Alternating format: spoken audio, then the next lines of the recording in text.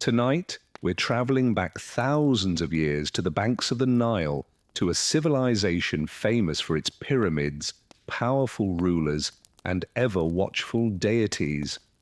But beyond the grandeur of gold and temples lies a much tougher truth. We're diving into what it would actually be like to live a single day in ancient Egypt. And let's just say the sun isn't the only thing out to get you. Before we settle in, think about where you are and what time it is. It's always interesting to see how far this reaches. Now, dim the lights, maybe let a fan hum in the background, and let's ease into this ancient world.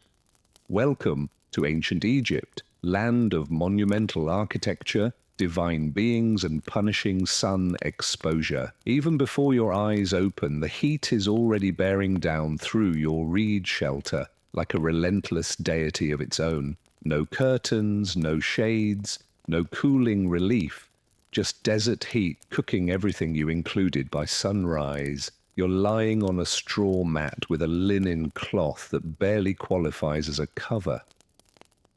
That refreshing Nile breeze often spoken of? Gone, probably expired centuries ago.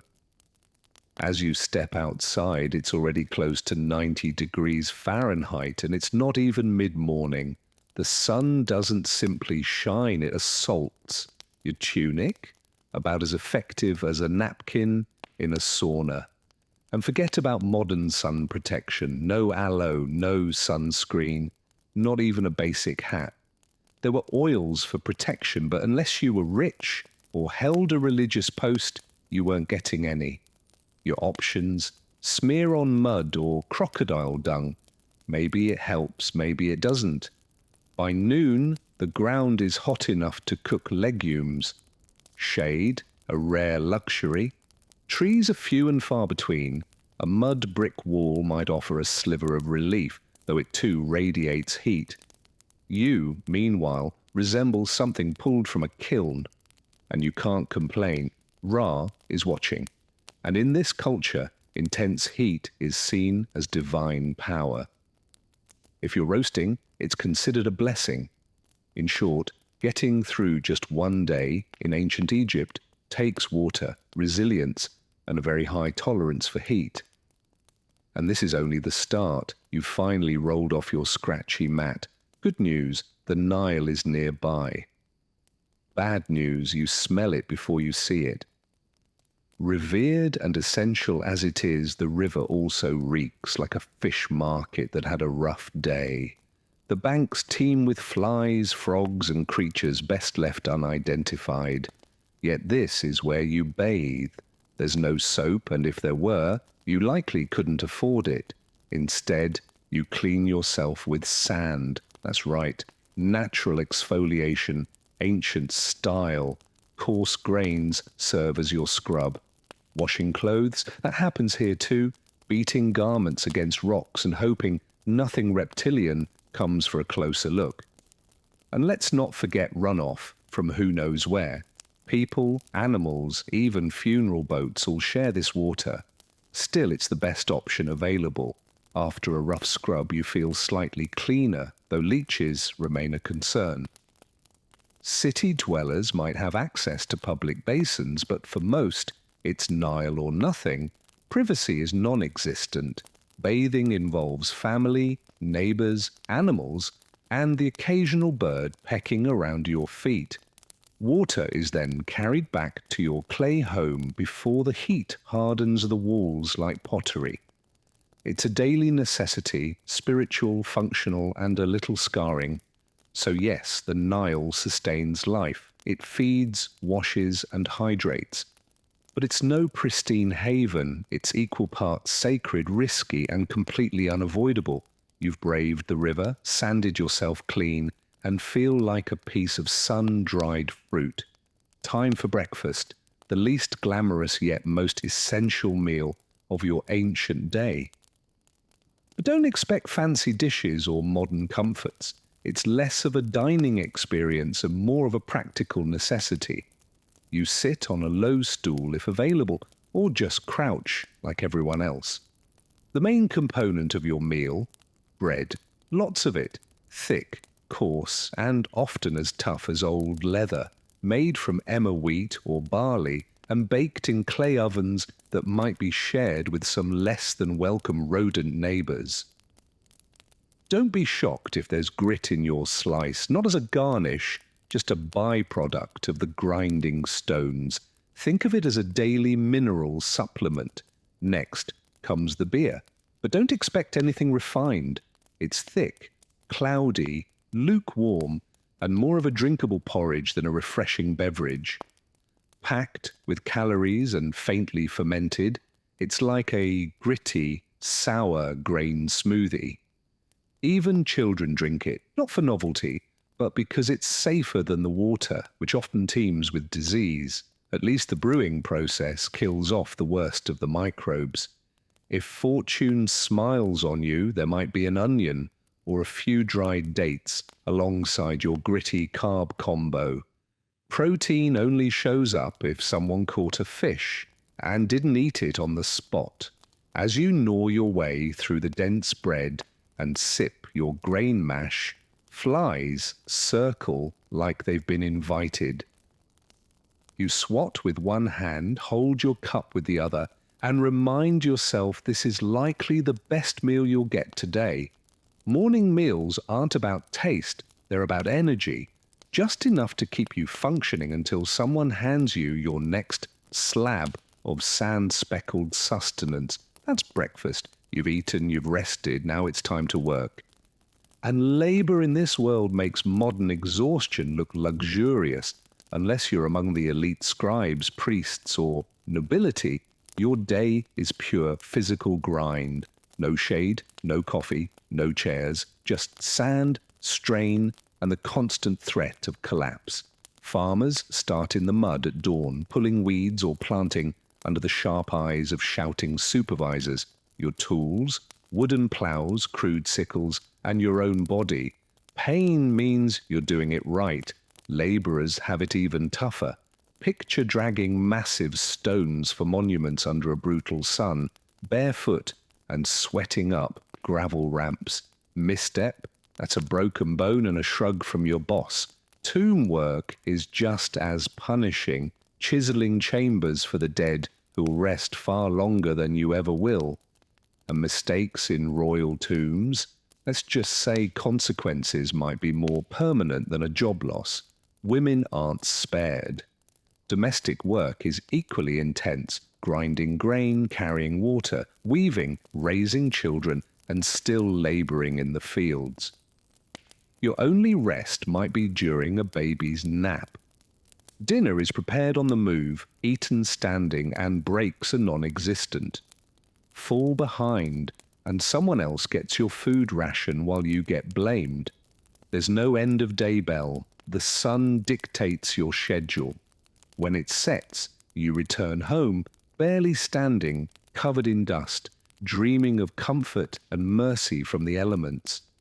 Work here isn't just tough, it's unrelenting, a total physical effort just to keep going, day after day, until your body gives out, or your overseer decides you're no longer worth the food you eat. And don't even think about complaining. Expressing dissatisfaction isn't just discouraged, it could be dangerous. The ruler isn't seen as just a leader, but a divine being. He's believed to be the earthly form of a god, chosen to uphold cosmic balance. If the floods come, it's thanks to him. If they don't, perhaps you failed in your devotion. To question him is to question the divine order itself. It could lead to punishment, imprisonment, or worse. His image is everywhere, statues, temples, currency, even on your bread. His name is spoken in prayers, his figure is always larger than others in art. That's not flattery, it's law. And as a commoner, the closest you'll ever get to him is watching a ceremonial boat glide past during a festival. Blink and he vanishes, returning to a palace you'll never see, surrounded by attendants, guards, record keepers, and more wealth than most can imagine. Enough to support an entire civilization, which incidentally he does. If fortune places you on a state project like a tomb, temple, or a monument as tall as a mountain, you serve with supposed joy. At least that's what you're told to feel. And you'll say it too, because pretending to be honored to carve stone for hours on end is much safer than speaking otherwise. As for rebellion, don't bother. Rulers crush dissent quicker than you can say dynasty. Just ask the last village that tried to skip their taxes, except you can't. It's gone completely. So yes, the ruler is divine, and you're lucky just to be allowed to labor in his name. Now back to it. Think working under the sun is rough? Try living where sand is your constant companion, your bunkmate, ingredient, co-worker, and lifelong nemesis.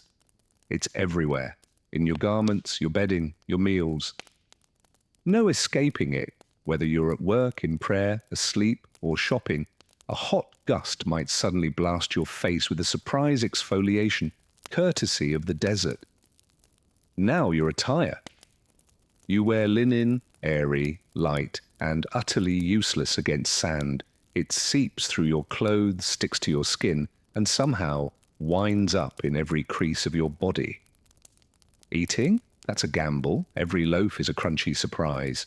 With flour ground between stones, grit inevitably made it into the mix. So every meal came with a side of rock dust, which is why ancient teeth are worn flat like polished stones. It's like brushing your molars with gravel. Think your home is a sand-free refuge? Think again. Your mud brick house has cracks and open windows that let the wind blow sand straight in. Your floors, pots, and bedding, coated. Shoes are optional for most, which means your bare feet take the brunt of the terrain daily. And if you do wear shoes, they're likely flimsy sandals made from reeds. Stylish maybe, but not at all protective. Then there are the sandstorms, a desert's wrath. Sudden, blinding, violent. One moment you're chatting, the next you're coughing, spitting grit, and blinking through a wall of airborne dunes. Visibility disappears, and everyone becomes just a shadow in the dust. In short, sand is your ever-present foe. It's in your breath, your food, your eyes. It's not just scenery, it's part of you. And no, even a dip in the Nile won't wash it away. That's full of sand too. In this world, religion isn't something you do. It's something you are. It governs your labor, your meals, your hygiene, your sleep. The gods have a say in all of it. They're everywhere. Your town hosts temples to a crowd of deities, each running a piece of reality. One hauls the sun across the sky. Another watches over scribes and calendars. One, half crocodile, keeps the river safe. A feline protector manages public perception. Personal freedom doesn't exist. Daily life means appeasing them constantly. You wake and thank the sun deity, spill beer to keep others pleased, mutter curses with caution in case spirits overhear. Before you eat, you offer food to the divine. Before bed, you hope the god of chaos skips your home tonight. Even death is no escape. Your heart gets weighed against a feather, and if it tips wrong, you're consumed by a beast stitched together from nightmares. But surprisingly, this isn't viewed as bleak. It brings comfort. Life is part of a cosmic equilibrium. Follow the rituals, honor truth and order, and you may enjoy eternity, filled with family, food, and perhaps a nice boat. Of course, the wealthy fare better, temples tower, priests wield influence. And the poor? They pray the divine are in a good mood, because here, belief isn't a choice. It's your profession, your safety net, and your law. Itinerary for the afterlife. You've stepped on something painful, been bitten by a strange creature, or come down with a mysterious illness. Pretty standard fare in ancient Egypt. Time to get medical help. But don't expect a clean clinic or cozy waiting room. Healing involves a mix of herbal remedies, chants, and hopeful thinking. Your journey begins with a visit to a healer. And to their credit, Egyptian physicians were among the most skilled of the ancient world. They had surgical instruments, medical scrolls, and a solid grasp of human anatomy. Still, every treatment was steeped in magic. You might receive a salve of honey, mouldy bread, and herbs. Surprisingly effective, honey is antibacterial, and mold contains early penicillin, but it's always paired with a protective spell just in case the illness is caused by a vengeful spirit or offended deity. For a headache, expect crushed onions rubbed into your scalp, accompanied by a hymn. Chest pain, try a poultice of cow dung and dates. Eye trouble, a mix of lizard blood, ochre, and beer, along with a prayer. Surgery did occur, abscesses drained, bones set, and wounds stitched with linen thread, but without anesthesia. The process involved a sharp blade and a friend to hold you down while you screamed. Dental care was rough. Thanks to sandy bread, most people had ground down teeth by their 20s. An infected tooth meant either enduring the pain, risking death, or having it yanked out with crude metal tools. Charms were common too, whether giving birth, undergoing treatment, or sneezing. A charm was likely hung around your neck, just in case an invisible serpent was the true cause of your suffering. Ancient Egyptian medicine had some real achievements, but much of it relied on faith and divine intervention. Now, about women's roles in ancient Egypt. Legally, they had more rights than women in many later societies. They could own land, run businesses, divorce, and even take legal action. Sounds promising. But everyday life told a different story. A typical woman's day began before dawn. She ground grain on a flat stone, a task brutal on the back. Then came fetching water, preparing food, tending children, managing the home, feeding animals, and helping in the fields. Essentially a full-time labourer in linen with no breaks, no luxuries, and certainly no time off for motherhood. Childbirth was dangerous and excruciating, attended by midwives but without pain relief, sterilization, or soothing music. It was all incense, prayers, and hope. Clothing was minimal, light linen dresses, no undergarments, no footwear. The sun burned, sand irritated, and bugs were relentless.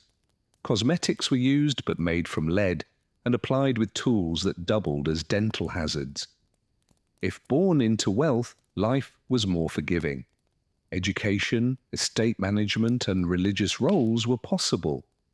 A royal birth could even lead to the throne, as it did for figures like Hatshepsut or Cleopatra. But for the majority, legal rights didn't soften physical demands. Women worked endlessly, bore children, managed homes, and endured hardship.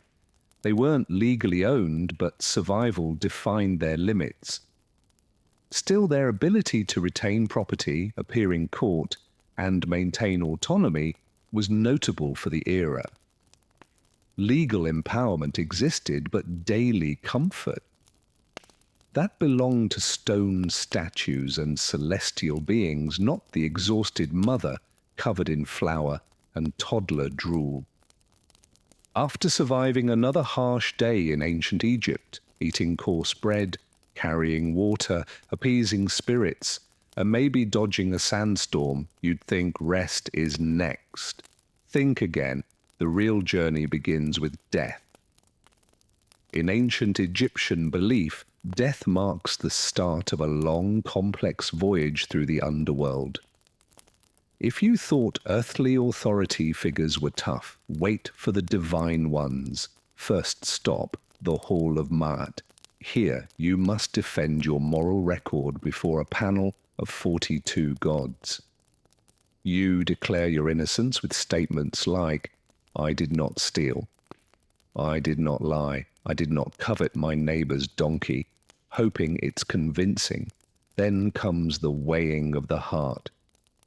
In the afterlife beliefs of ancient Egypt, the soul's heart is weighed against the feather of Ma'at, the embodiment of truth, justice, and balance. A heart heavier than the feather indicates a life of wrongdoing. At that point, a fearsome creature appears, part lion, part crocodile, part hippopotamus, and consumes the soul, erasing it completely from existence. There's no redemption, no second chance, just eternal obliteration, a fate more feared than death itself in a culture deeply focused on eternity. Even a single misstep in speech during judgment, such as a wrong confession or missed line, could lead to this final punishment. It's like an open book exam where failure means destruction by a mythic beast. If one passes, they enter the field of reeds, a serene, idealized version of Egypt filled with agriculture, loved ones, and eternal peace. This is why so much attention was given to tomb construction, funeral customs, and texts like the Book of the Dead, which offered prayers, spells, and crucial advice, including how to avoid angering deities. Daily life in Egypt involved strict clothing norms. Everyone wore garments made of linen, a breathable, plant-based fabric well suited to the intense heat. Men typically wore short kilts or loincloths, while women donned straight, sleeveless dresses.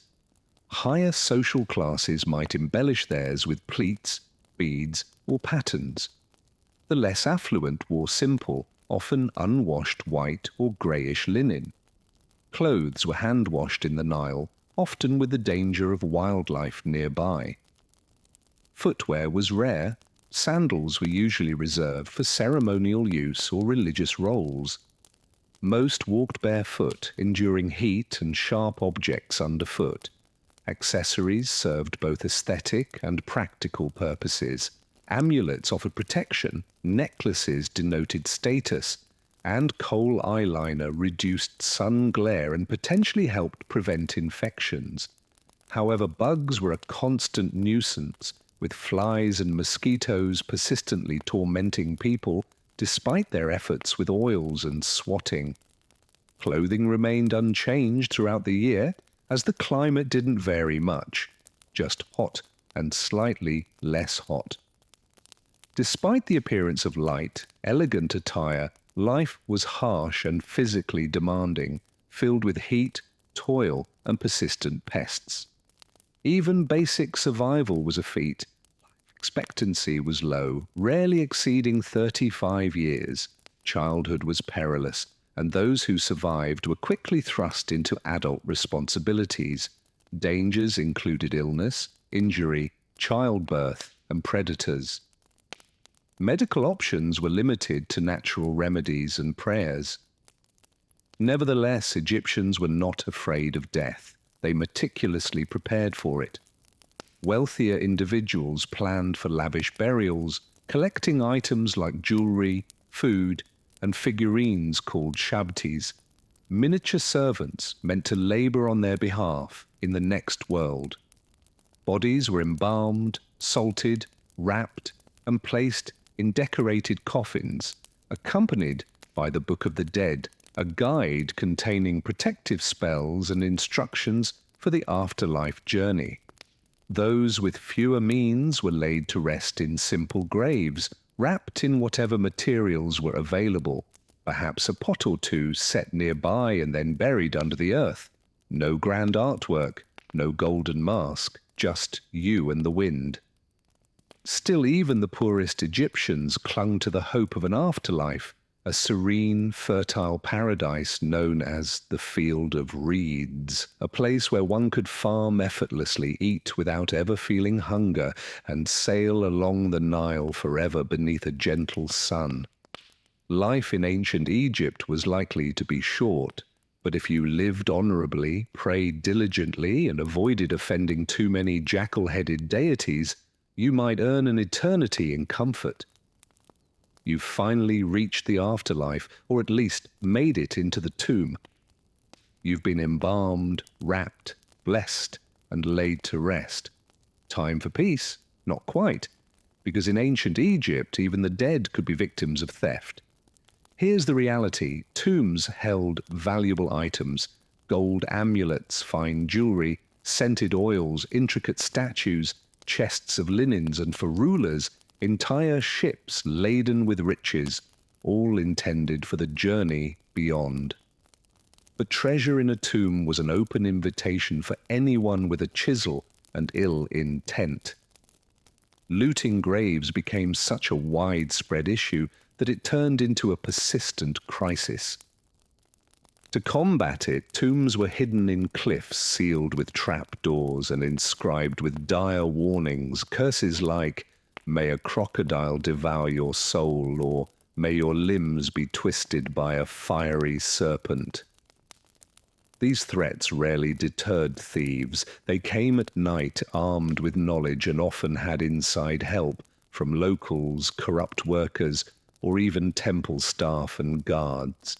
The consequences for getting caught were harsh: public beatings, mutilation, exile, or death. Yet the value of the tomb contents made the risk tempting. After all, the dead offered no resistance, and it wasn't just the wealthy who were targeted. Even modest graves were disturbed. Poorer Egyptians might be buried with something simple, a pot of beer or a loaf of bread, still worth stealing. Food was precious, tools were essential, linen served as currency. Ironically, tomb robbing wasn't always about greed. Sometimes it was about survival. Egypt experienced famines, political breakdowns, and invasions.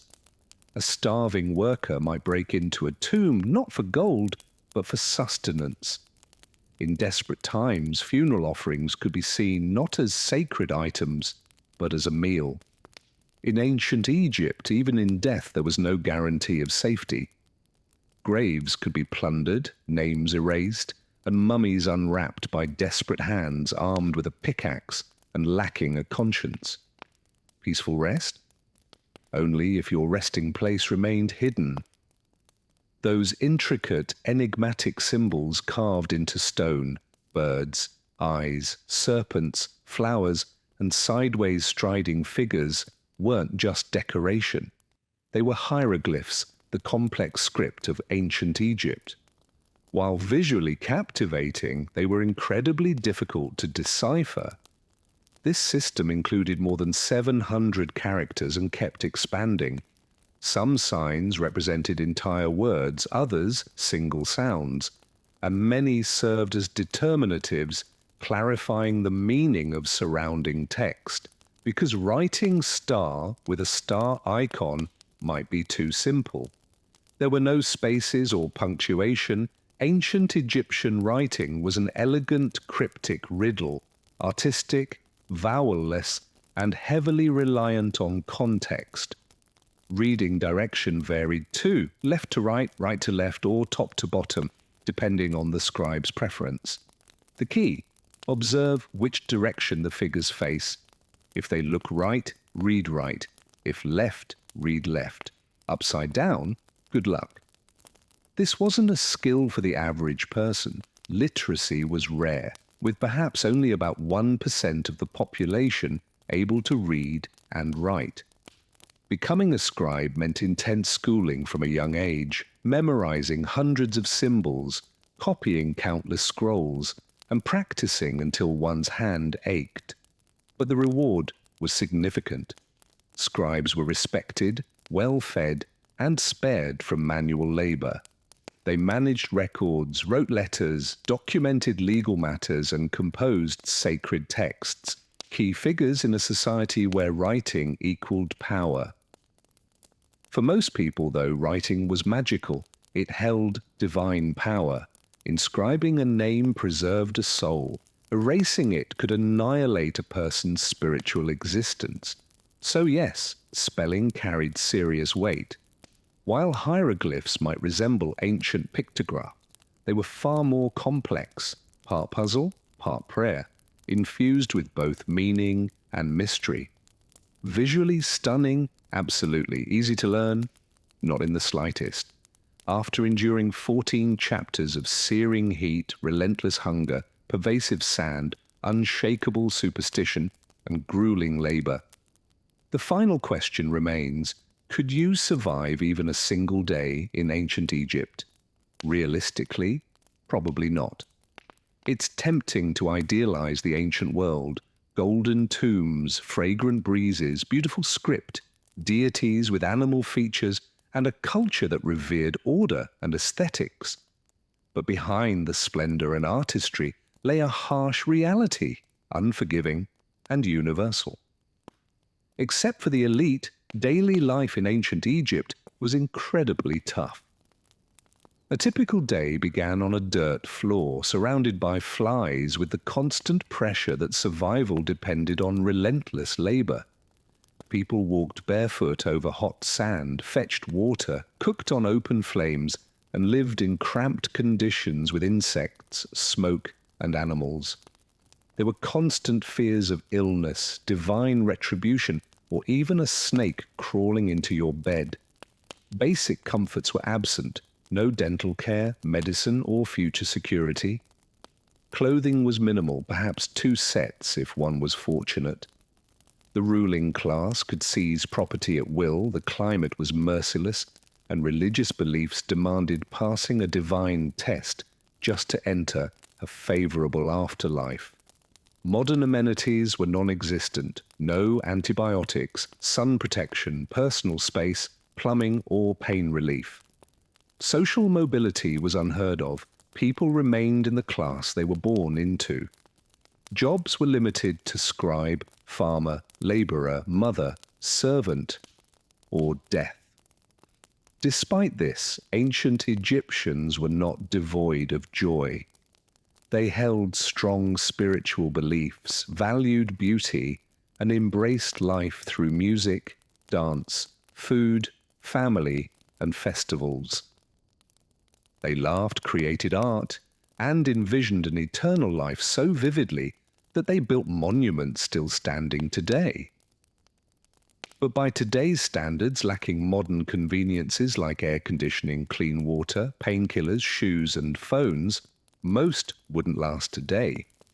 And yet, that civilization endured for millennia, and that endurance is why they remain part of history.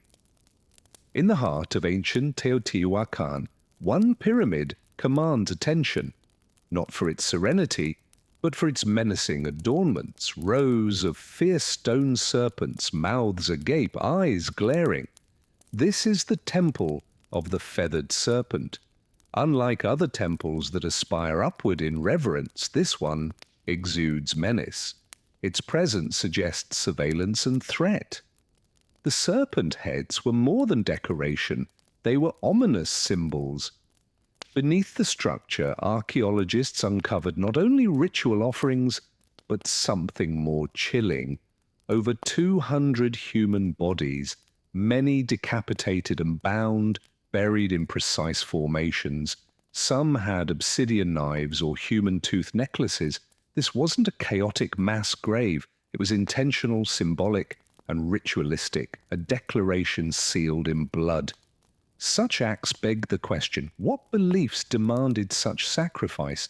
The temples served as a stage for authority, blending religion, warfare, and fear to govern a massive city. The blood rituals may have been seen as essential for cosmic balance.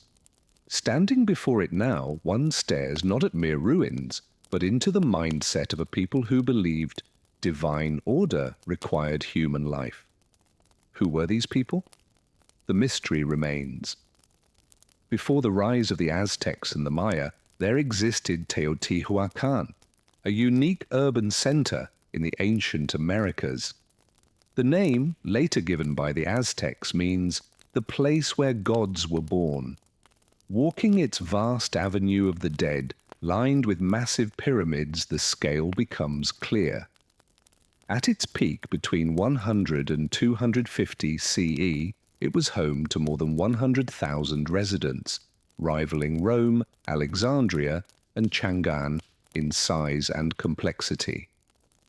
The city featured wide streets, structured neighborhoods, and stone buildings all meticulously planned. Dominating the city were three grand pyramids: the moon, the sun, and the feathered serpent. What sets Teotihuacan apart is the absence of any record of its creators. No names, no writings, no rulers carved into stone. It's possible it was governed by a council or a unique system unfamiliar to modern understanding.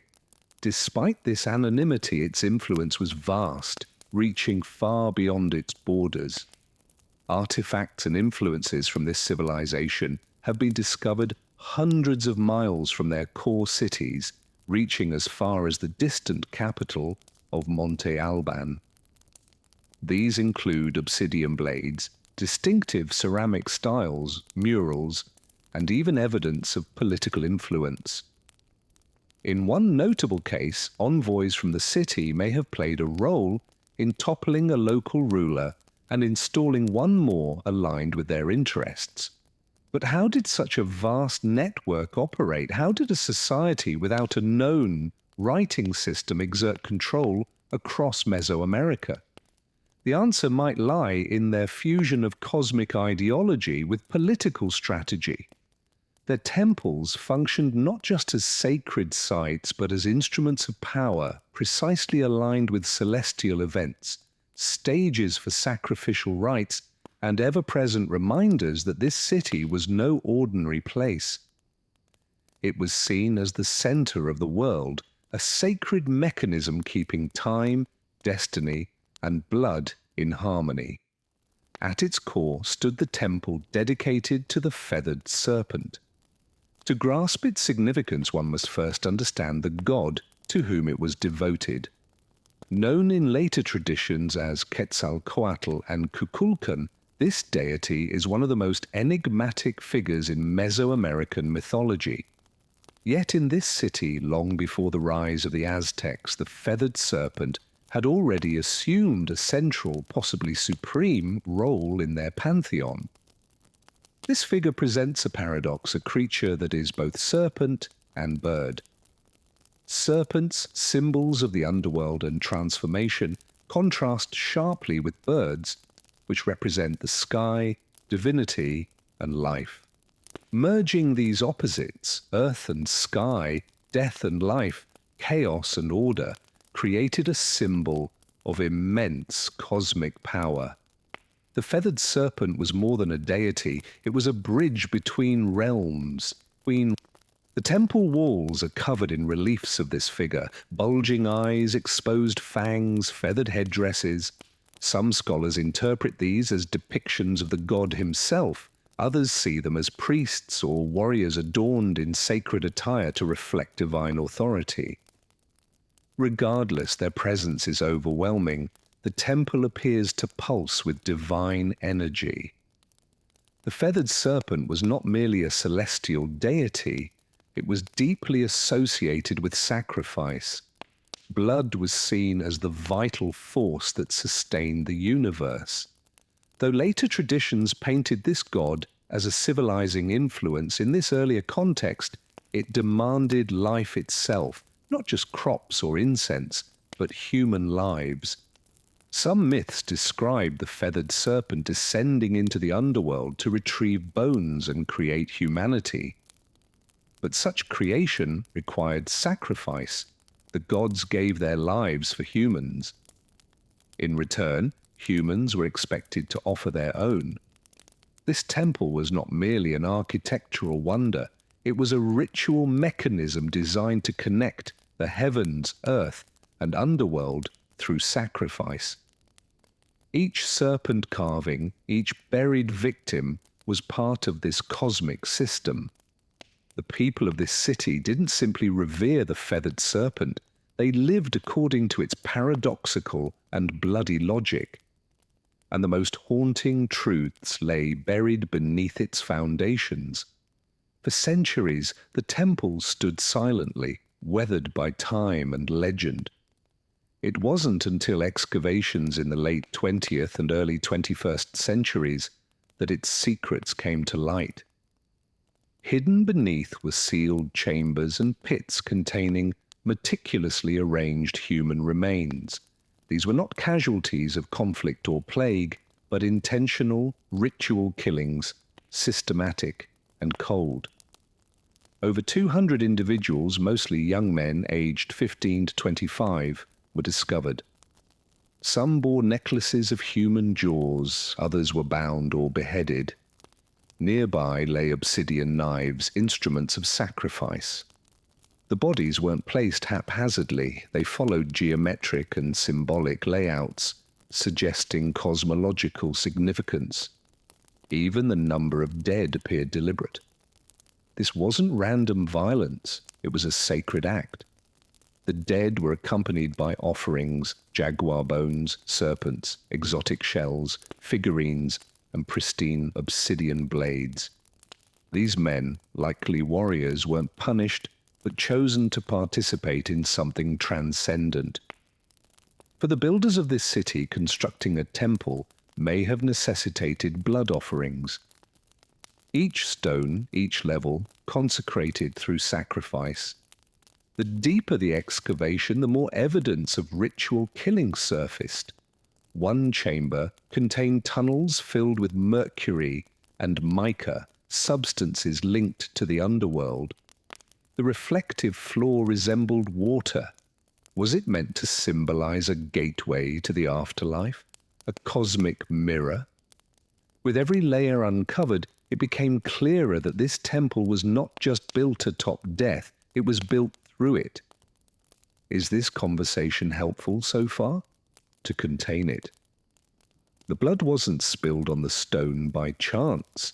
The stone was designed to receive it, all of it meant for the divine. Examine the temple of the feathered serpent more closely, and you'll notice something unusual, even unsettling. It doesn't merely rest on the land, it's aligned with the cosmos. The city wasn't constructed haphazardly. Its layout follows precise celestial directions. The main avenue, known as the Avenue of the Dead, is offset 15 degrees from true north. Not an error, but an intentional orientation, possibly to match the setting of a specific star cluster or the sun's position on ritual dates. The Temple of the Feathered Serpent is positioned directly on this avenue, embedding it into a vast cosmic design. But what was the goal of this alignment? Scholars have debated this for years.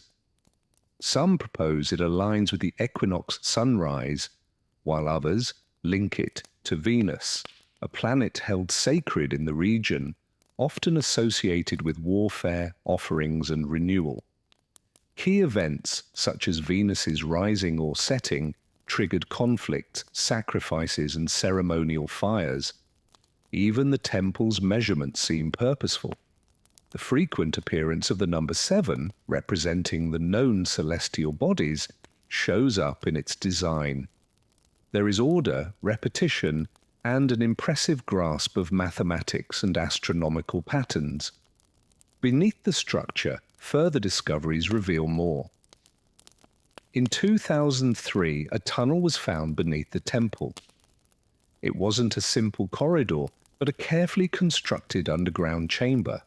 Its walls, once coated with glittering pyrite, reflected light like stars. Coupled with mercury pools and finely aligned walls, the passage appeared to mimic the cosmos. Walking through it might have felt like a symbolic voyage through the galaxy, a journey through the underworld, or toward spiritual rebirth. Perhaps this temple wasn't just a place of offerings, but a device bridging earth, sky, and spirit.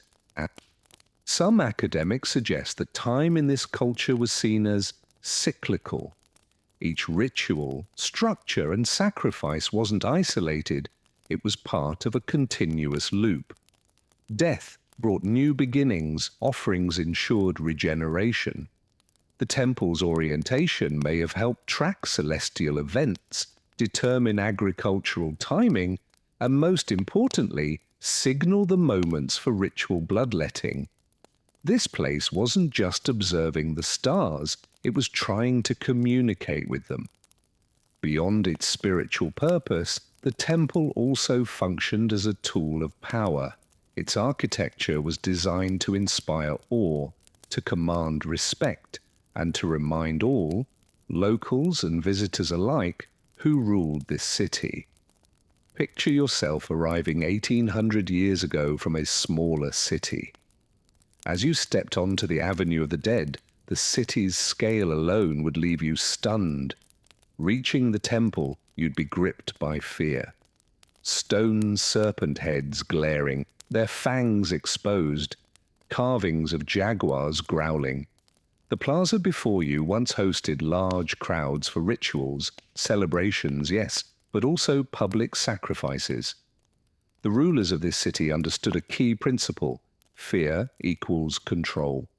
Nothing conveys fear like divine punishment. Ritual executions performed in daylight surrounded by cosmic symbols and deathly images delivered a clear statement. The gods favored the elite, and the elite were unafraid to offer tribute. Yet this was not chaos, it was performance. Religious figures in elaborate attire would chant, dance, and draw blood, turning myth into spectacle. These ceremonies weren't just divine petitions. They asserted that the city's leaders had exclusive access to heavenly powers. Only they could call rain, summon the gods, or bring destruction. Even the buildings reinforced this authority. From the upper levels of the temple, leaders could survey the entire plaza. They didn't just shape the message, they controlled the space itself. The public looked upward to the gods, the rulers, the rituals, and recognized their place. For outsiders, conquest didn't need weapons. It was achieved through imagery. Visiting officials would return with stories of serpents, massive avenues, and blood-soaked ceremonies. In a world ruled by divine fear, this city made itself the god's chosen voice, and the Temple of the Feathered Serpent its most powerful expression. At its height, this city was the pulse of its world, built of fire and stone, gods and sacrifice, a place seemingly destined to endure forever. But around 550 CE, things shifted. Gradually, then suddenly, the grandeur faded. Tensions had been growing, long periods of drought, failed harvests, and social upheaval strained the foundations. The mechanisms that once sustained the city, centralized rule, spiritual authority, celestial order, began to unravel. Eventually, flames consumed it. Archaeological findings reveal widespread fire damage in elite areas, temples, and governing centers, including destruction at the temple itself. Is this conversation helpful so far? The feathered serpent. What's unusual is that the poorer residential zones remained largely untouched. This wasn't an invasion from outside. It appeared to be an internal revolt, a rebellion, perhaps from the heart of the city itself. Those who once watched sacrificial ceremonies with reverence may have turned against their spiritual rulers. The temple, once symbolizing divine rule, was looted. Statues were vandalized. Fires consumed structures. Sacred areas were defiled. Then a deep silence followed. The city wasn't abandoned all at once, but it lost its essence. Trade routes disintegrated. Artistic activity stopped. Grand ceremonies ceased. The ruling class vanished. The temple grew silent. Yet the enigma grew. For while the city declined, its memory persisted.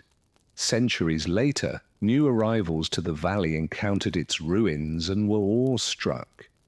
They believed it to be the work of gods and gave it a name meaning the place where gods were born. They created their own legends around its monuments, treating it as holy land, even though its true creators were unknown. To them, the feathered serpent's temple wasn't a relic, it was a divine truth. Yet the irony remains. The most influential metropolis of its age, rooted in cosmic order and sacrifice, disappeared without written testimony, leaving only stone and questions. The gods, it seemed, had fallen silent. For more than a millennium, the temple of the feathered serpent lay buried beneath layers of earth and ash, forgotten.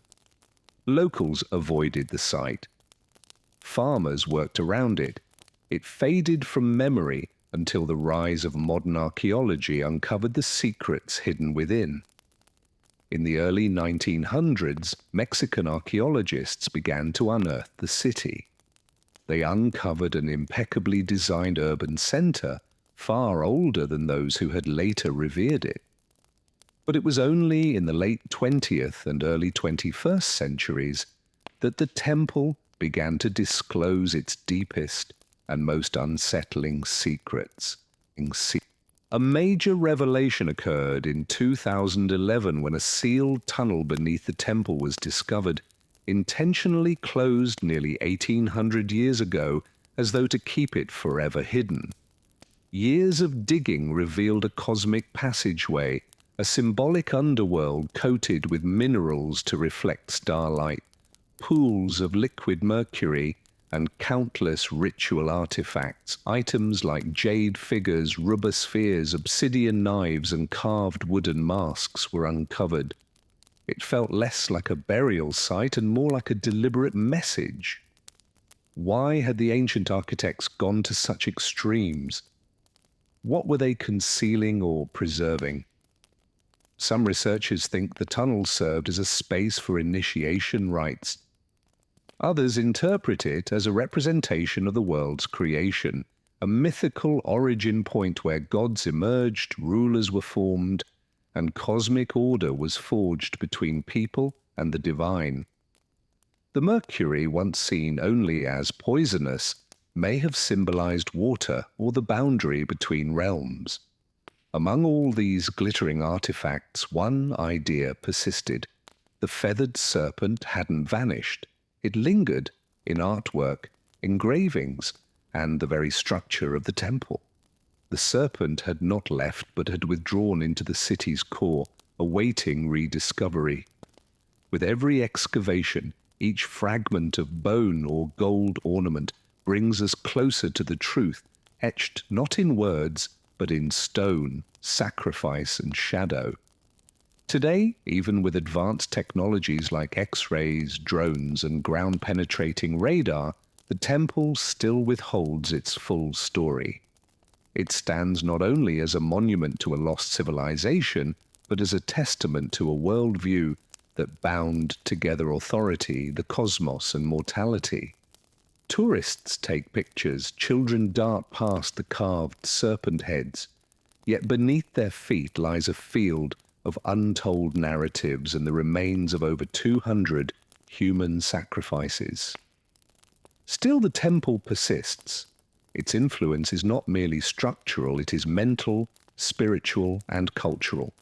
The feathered serpent, this enigmatic deity of air and earth, continued to evolve. Adopted by later cultures and reborn under different names, it became a gentler figure, a bearer of wisdom, a compassionate deity, a promised returner. This transformation shows how myths survive, not by vanishing, but by changing form. Even today, echoes of the feathered serpent resound in art, murals, stories, and national consciousness. The temple's image appears on coins, stamps, and public buildings. It stands as a symbol of enigma, of ancient brilliance, and of a deeply spiritual world that once thrived in Mesoamerica. But another legacy lingers, less visible, more challenging. The temple compels us to examine the cost of belief. It poses hard questions. How far will people go to connect with the sacred? What occurs when spiritual and political power become indistinct? Can awe exist alongside horror? In many ways, the temple is not just a relic, it's a reflection of our longing for meaning beyond life, of our drive to create beauty even in darkness, and of our readiness to mix devotion with blood. The temple reveals that true greatness often comes with shadows.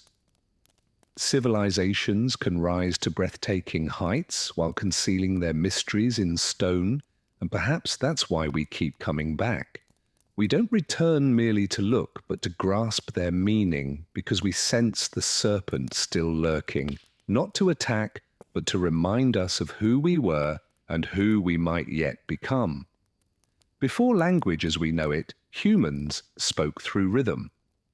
Over 30 millennia ago, long before writing or formal speech, our ancestors began to create intentional sound, a hand striking hollow bark, a stick tapping stone, a foot stamping earth. In that simple repetition, magic emerged, the first drumbeat. Unnamed, unlabeled, yet unmistakably expressive, it felt like communication, movement, emotion come to life. Archaeologists have found primitive percussion instruments dating back more than 30,000 years, tree trunks, hollowed gourds, animal skins, rudimentary and impermanent, yet far from mere toys. They warned, they called, they joined people together. A single beat could signal danger to a scattered tribe, herald celebration, or reach out to the gods. Drums weren't just tools, but extensions of the human body, a shared heartbeat echoing across valleys. Drumming was an act to join in, around fires beneath stars, in echoing caves. Those early rhythms formed a language of feeling, joy, sorrow, alarm, hope, expressed in patterns, not words. Before flutes or strings existed, the drum lived on, anchoring rituals, shaping time, uniting individuals into a tribe. Thus the drum became humanity's first instrument, and perhaps our earliest collective identity.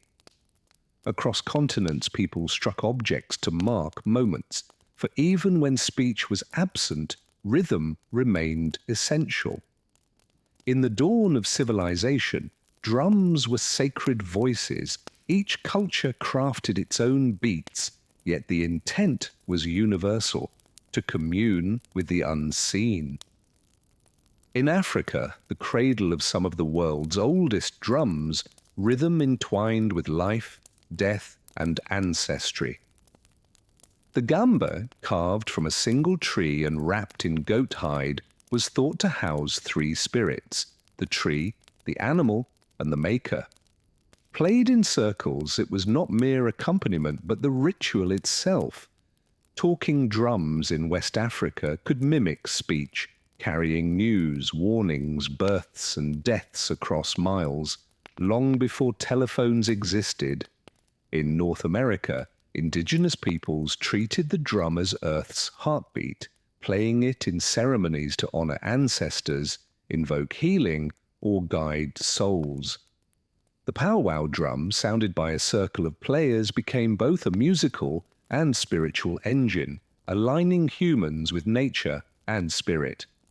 In Australia, Aboriginal clapsticks and stomps echoed during the dream time, the mythic era of creation. In the Arctic, Inuit shamans struck frame drums to enter trances, seeking visions or spirit contact through dark winters. These acts weren't performances, but vital practices for survival, healing, storytelling, and bonds. To drum was to remember, to belong, always together. Drums gathered people in sacred circles, synchronizing hearts and intentions, no scores, no stages, just communal pulse. Wherever you stood, a distant drum meant something sacred was unfolding beyond words. From consecrated circles to fierce battlefields, the drums spoke, offering comfort or command. As societies grew into empires, drums evolved into tools of power and fear. Armies lacking radios or loudspeakers carried drums. In ancient China, vast bow drums coordinated troops across plains, each beat signaling advance, retreat, or flank. Those rhythms weren't just loud, they were coded, and soldiers trained to heed them amid chaos. In Mesopotamia, temple drums proclaimed rulers and rallied crowds, and in war, their thunderous echoes terrorized foes. When the Romans marched, they carried the tympanum, a frame drum wielded to marshal legions and intimidate enemies. In ancient rituals and cultural ceremonies, drums played a powerful symbolic role representing authority, discipline, and unity, even if not used directly in combat like horns or banners. Nowhere were drums more formidable than in the hands of the Ottoman military. Their bands, considered the first organized military orchestras, created an overwhelming auditory assault with drums, cymbals, and horns before engagements. The deep, continuous pounding of large kettle drums and double-headed bass drums often terrified enemy troops into paralysis before battle had even begun. Beyond warfare, drums served as emblems of power in royal courts across continents, announcing arrivals, marking significant events like coronations, and accompanying political ceremonies. To strike a drum was to proclaim the presence of authority.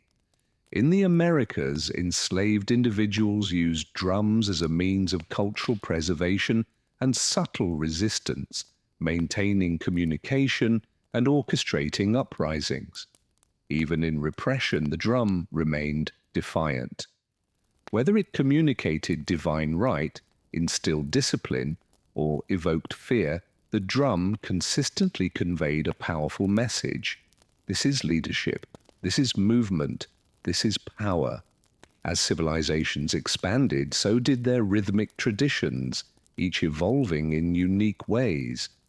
In the East, drums became instruments of precision, ceremony, and spirituality.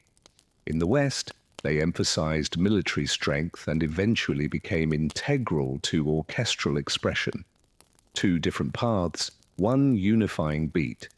In India, drums took on a sacred role.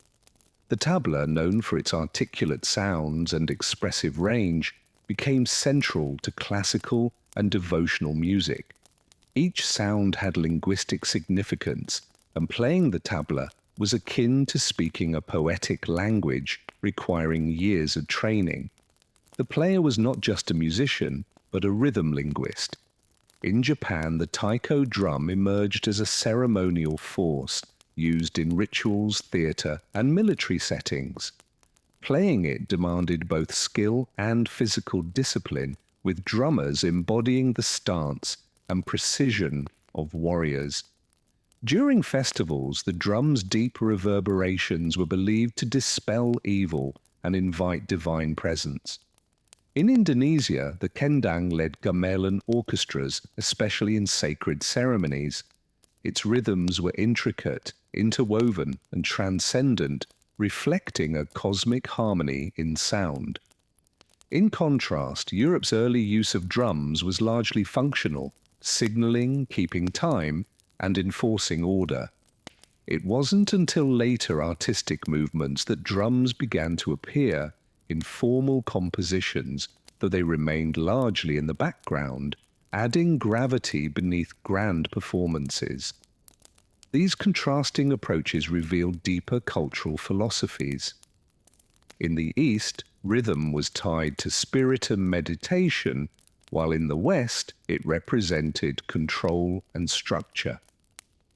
Still, both traditions recognize the drum's fundamental role in shaping time, guiding rituals, and creating a shared human experience. Around the globe, drums connected the physical and the spiritual.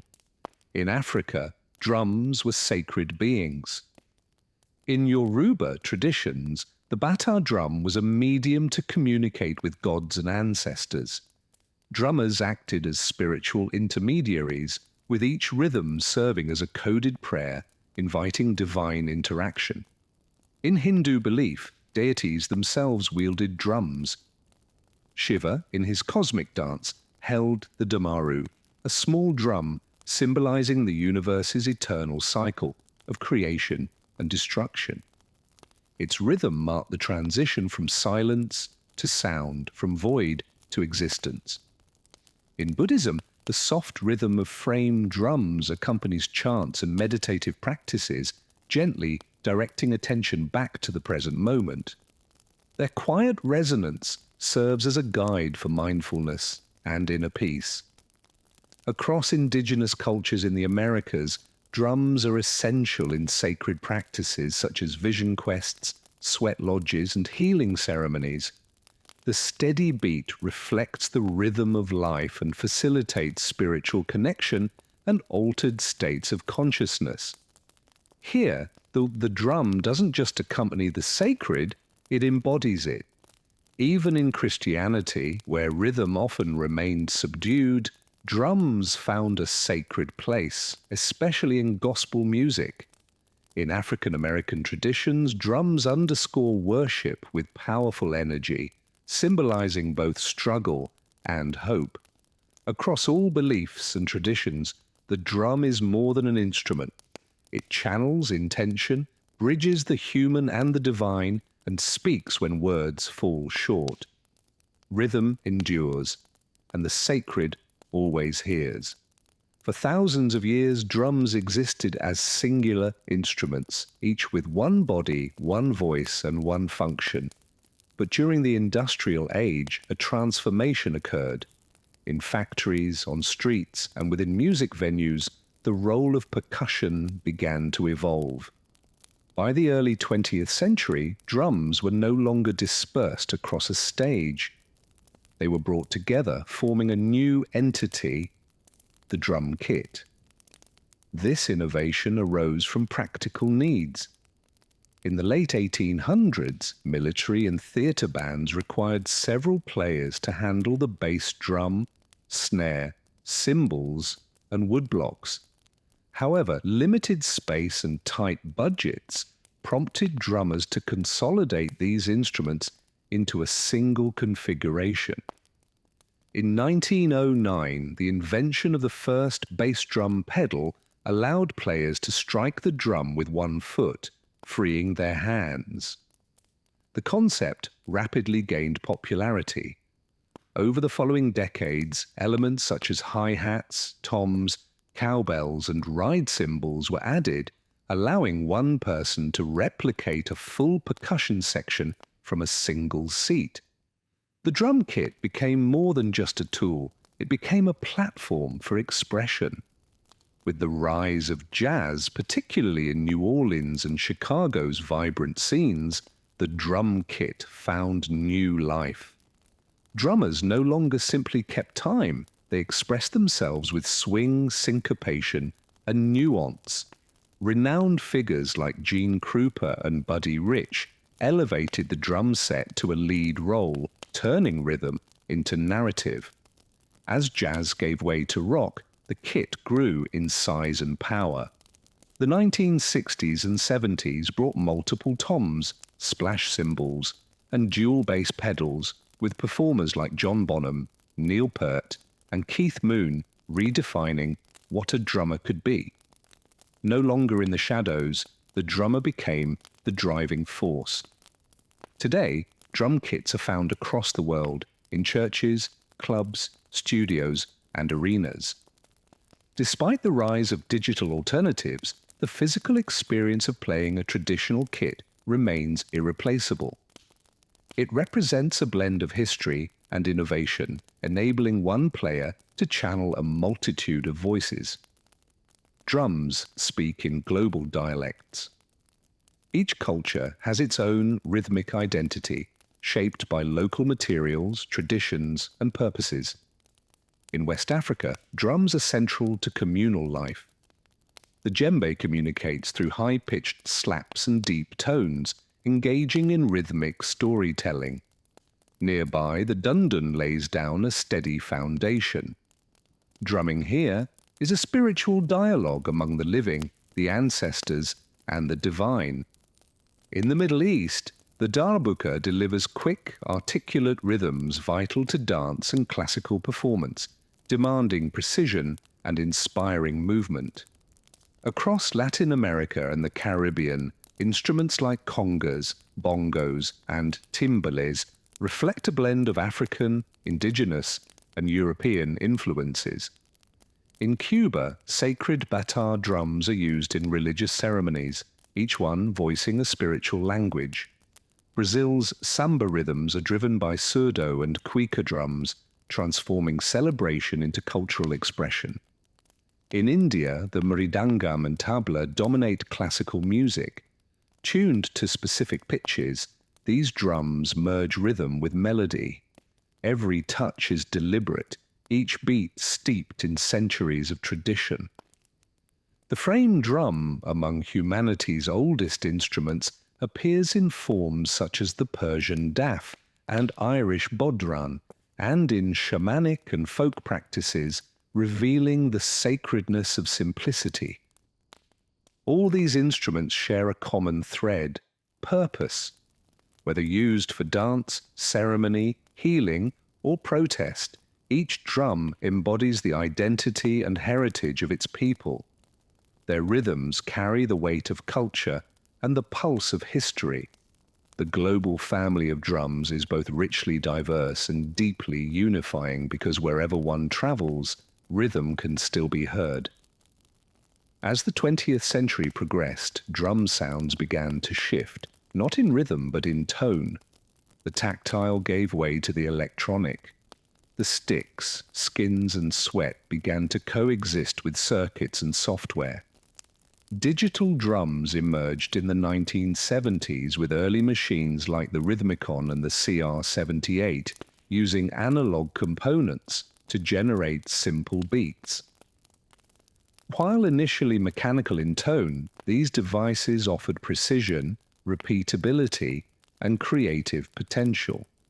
A turning point came in 1980 with the release of a machine whose booming kicks and sharp snares would become genre-defining. Its synthetic soundscape played a key role in shaping styles like hip-hop, techno, electro, and trap. Rather than mimicking acoustic instruments, the focus shifted to crafting entirely new sounds. As technology advanced, electronic drum kits evolved, enabling drummers to maintain expressive performance within digital realms.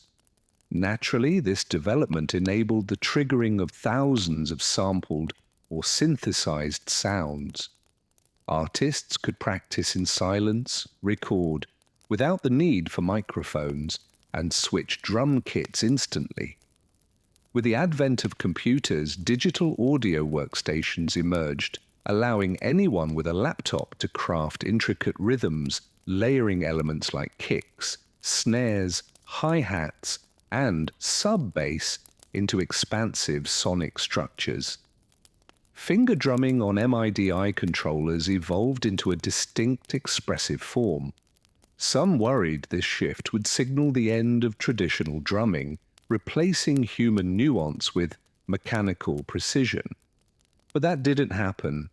Instead, a hybrid approach took shape.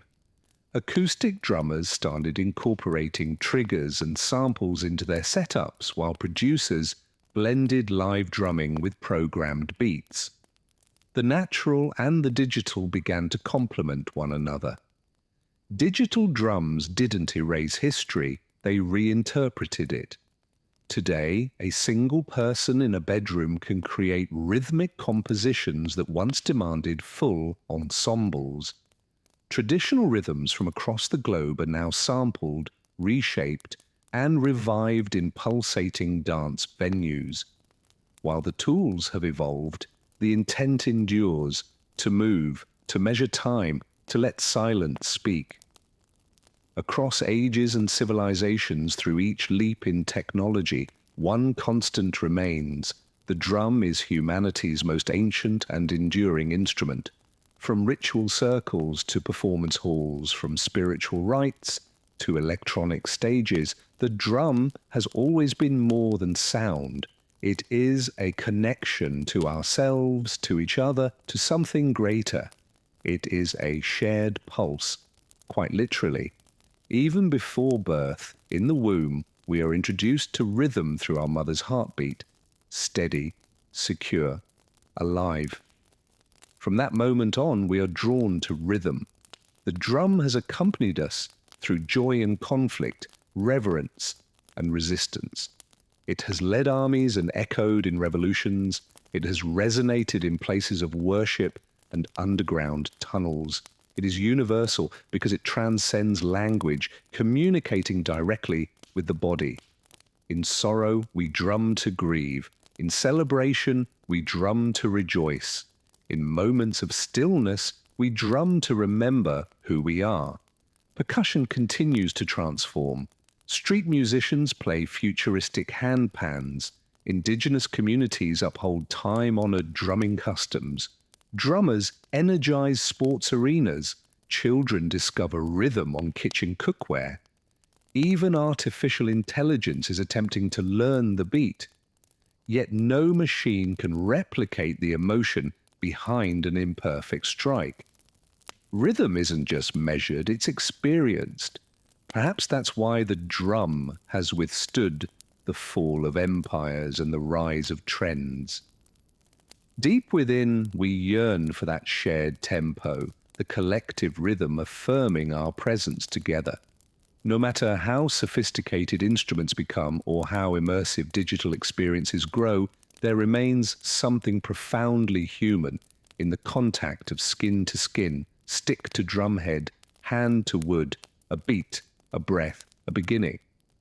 The drum isn't a relic. It's a signal that we are meant to move in rhythm, to listen, to connect, to express. And for as long as we exist, the drum will continue to sound. Before the city's modern skyline took form, Manhattan was an island of shadows, not cast by towering buildings, but by church steeples and angled rooftops. In the early 19th century, the skyline was modest. The city clustered at the southern tip, a dense mix of brick townhouses, timber-framed shops, and dirt roads. Structures seldom exceeded 5 or 6 stories, not due to a lack of ambition, but because gravity imposed limits. Taller buildings required heavier materials like stone and brick, which meant thicker lower walls and immense foundations, reducing interior space and increasing costs. Vertical growth was impractical, so expansion occurred outward, extending northward along a grid laid out in 1811, a remarkably bold urban plan for its time. Beneath this grid, however, Manhattan held an asset waiting to be utilized: bedrock. Solid, deep, and stable, this granite foundation would one day support some of the world's tallest buildings. But for now, it remained untouched. Early Manhattan was vibrant, yet grounded. Trade flourished at the harbor, ships docked along the piers, and horse-drawn carts echoed through narrow lanes. As commerce expanded and immigration soared, the city pulsed with energy, yet it stayed close to the ground. The skyline remained low, with churches making the only vertical impressions. Trinity Church, completed in 1846, stood over 280 feet tall and was, for a time, New York's highest point. But even this was more of a symbol than a sign of vertical ambition. What few foresaw was that the future of the skyline would not be crafted from stone or timber, but from iron, steel, and bold vision. It wouldn't be bound to the ground, it would ascend far beyond it. Though Manhattan hadn't yet transformed into a city of skyscrapers, the groundwork was already in place. Preparations were underway. The island stood ready. A vision was taking shape, and soon the skyline would begin to stretch skyward. For hundreds of years, gravity dictated the limits of construction in Manhattan, keeping buildings low, cities horizontal, and human aspiration grounded. But during the mid-19th century, two key innovations would transform the skyline forever. One moved people upward, the other supported taller structures. The first breakthrough occurred in 1852 when inventor Elisha Otis introduced a game-changing safety elevator. At a public demonstration at the New York Crystal Palace, he stood on a platform high above the crowd and had the supporting rope cut. The platform remained suspended thanks to a hidden locking mechanism. This dramatic moment revolutionized vertical transportation. Before elevators, upper floors were undesirable due to the stairs. Afterward, they became premium spaces prized for their views and air. Vertical development began to make financial sense. However, moving people wasn't the only challenge. Traditional buildings required thick, load-bearing walls, which became increasingly impractical at greater heights. The solution came in the form of steel frame construction, developed in the 1880s and 1890s. By transferring structural support to a steel skeleton, walls could be lighter, no longer bearing the building's full weight. Architects gained the freedom to build as tall as the steel frame would allow. Height was no longer a hazard, it became a strategy. With new technology and materials and the island's solid bedrock and thriving economy, the stage was set. Limited land pushed development upward, and the city's financial significance drove demand for visibility in the skyline. The elevator made the sky reachable, steel frames made it buildable. Together, these innovations didn't just change architecture, they redefined the city itself. The expansion turned vertical. By the late 1800s, horizontal growth was no longer enough. The ground was full, the streets crowded. The only direction left was up. The first major structures emerged in the 1890s. In 1890, a new building rose 20 stories, claiming the title of the tallest office building in the world. It was soon surpassed in 1899 by another tower reaching 391 feet. Each new high-rise wasn't merely a structure, it was a statement of ambition. To build higher was to declare a place in the future. By the early 20th century, the skyline was dotted with towering steel monuments. The 1908 completion of a 612-foot structure marked a milestone. It was the first to exceed the height of a local church spire that had held the record for over half a century. But this achievement was soon eclipsed. In 1913, a new tower soared to 792 feet and 55 stories, blending neo-Gothic grandeur with industrial strength. Funded entirely in cash and designed as a cathedral of commerce, it symbolized the nation's emergence as a global power. This building boom was more than architectural progress, it was a contest of visibility and identity. Companies and institutions competed to erect the tallest, most distinctive towers, turning buildings into landmarks of reputation. Each structure was both a feat of engineering and a powerful advertisement. As progress marched on, construction crews labored day and night. Foundations were carved into granite. Steel was hammered into place by immigrants and iron workers who balanced fearlessly on beams hundreds of feet above the city. The skyline had moved from imagination to reality. As the 1920s unfolded, architecture began to express not just ambition, but artistry. This was the era of Art Deco, where design brought elegance to engineering. Buildings didn't just rise, they danced with light and form.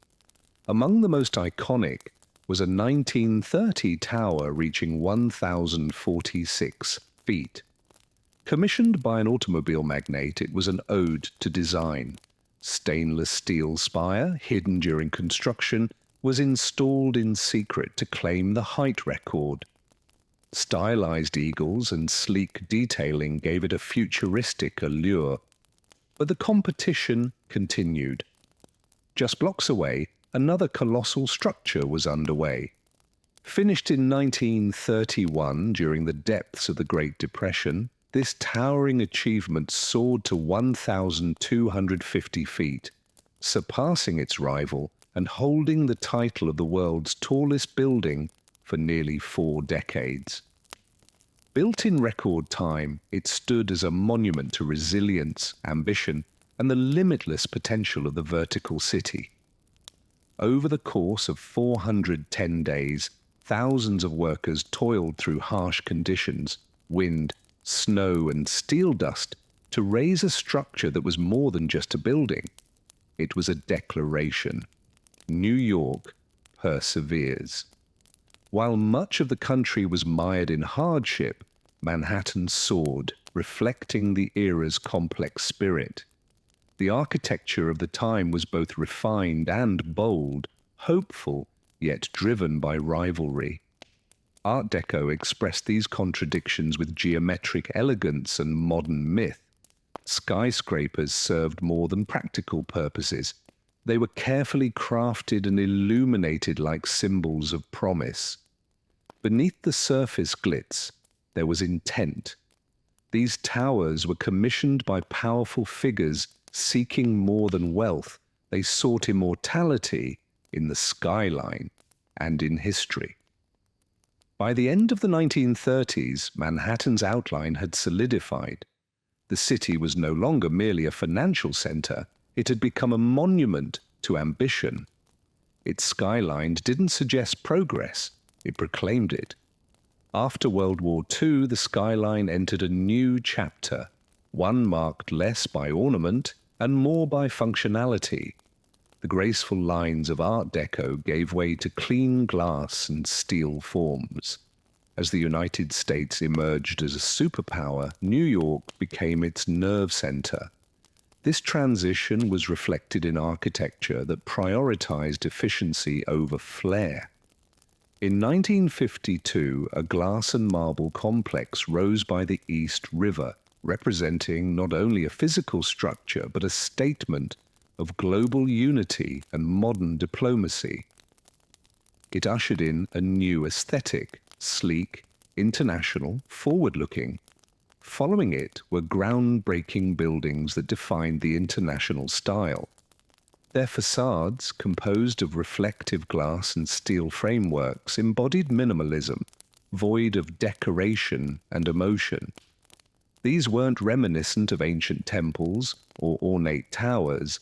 They were streamlined, precise, and deeply pragmatic.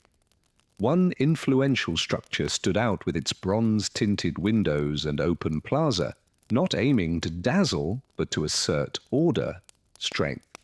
This marked the height of corporate design, unfeeling, striking, and dominant. As the corporate world expanded, so did the skyline. Midtown became the stronghold of major industries, finance, law, media.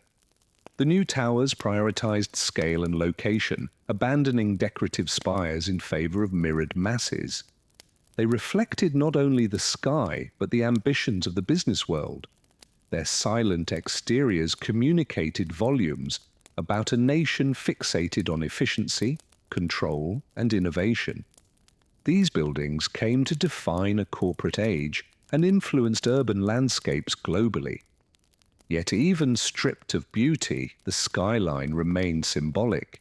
It no longer shouted, but quietly echoed power. By the late 1960s, New York's vertical profile was already remarkable, but the dream grew larger. At Manhattan's southern edge, 2 identical towers would forever redefine its outline. Radical in form and global in purpose, these structures were unlike anything seen before. Designed as a center for worldwide commerce, the project was managed by a regional authority and realized through a minimalist vision: straight vertical lines, metal cladding, no setbacks. Each tower would exceed 1,600 feet, eclipsing all predecessors. This ambition was not only structural, it carried a message of interconnected commerce and capitalist ideology. Construction began in 1966, necessitating the removal of an entire district. Building into the riverbed required pioneering methods, including a groundbreaking slurry wall to hold back the Hudson River. It was one of the era's most difficult engineering undertakings. When completed in 1973, reactions were mixed. Some found the towers uninspiring or impersonal. Others lamented the loss of older, more ornate architecture. But to many, the towers symbolized strength, direct, assertive, and massive. They didn't spiral upward like earlier skyscrapers. They stood solid and unyielding. Beyond their physical stature, they came to embody commerce, unity, and national strength. People visited from around the world, whether for panoramic views, fine dining, or to simply admire them from below.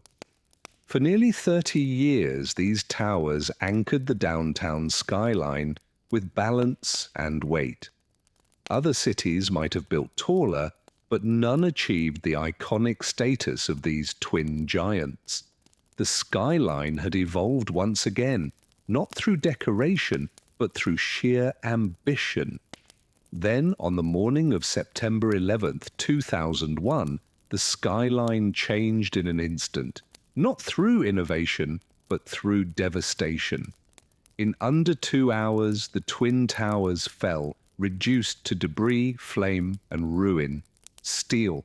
Thousands of lives were lost, and the iconic towers that once anchored Lower Manhattan disappeared. The attack was more than destruction of lives or structures. It struck at what those towers represented: commerce, progress, freedom, and aspiration. For years, they had dominated the skyline at the island's southern tip. Their stark, towering silhouettes had come to symbolize the city itself. Now that skyline was shattered. In the days that followed, Lower Manhattan became a raw, smoldering wound.